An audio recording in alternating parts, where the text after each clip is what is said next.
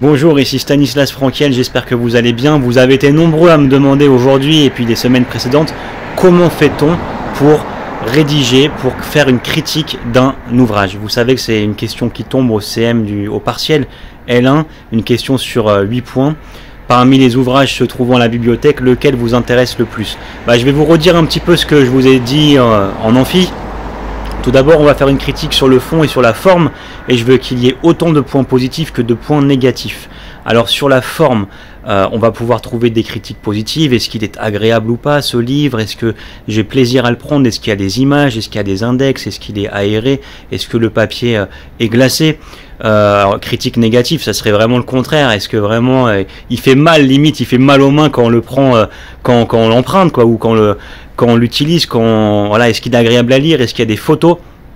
Voilà, ça c'est le genre de critères. Alors après, des critiques aussi sur le fond. Sur le fond, alors positive ou négative, est-ce que ce livre est cohérent avec ce que j'ai vu en cours, avec les auteurs, avec ce qu'on m'a appris? Est-ce que ce livre n'est pas un petit peu ancien par rapport à ce que on m'enseigne, ou inverse? Est-ce que ce livre est nouveau par rapport à ce qu'on m'a enseigné?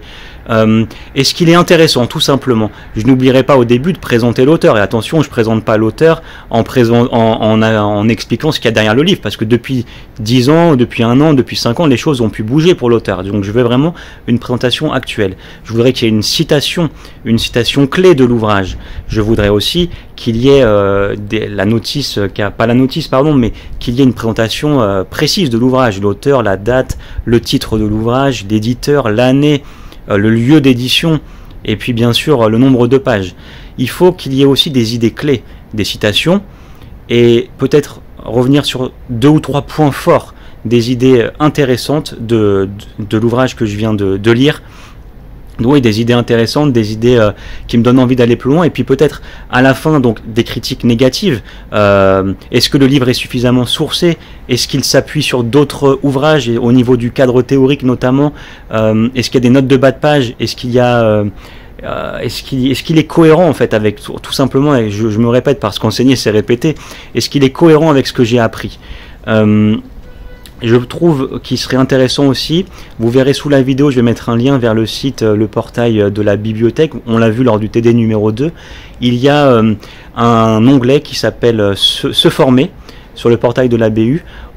Vous cliquez dessus, ensuite sur la gauche en bas il y a écrit la boîte à outils, et vous allez voir, vous cliquez dessus, ce sont des conseils méthodologiques, comment faire un CV, et il y a notamment comment critiquer un ouvrage. Je vous conseille également d'aller voir. Voilà, je vous souhaite de bonnes lectures et à bientôt sur Temps de Sport.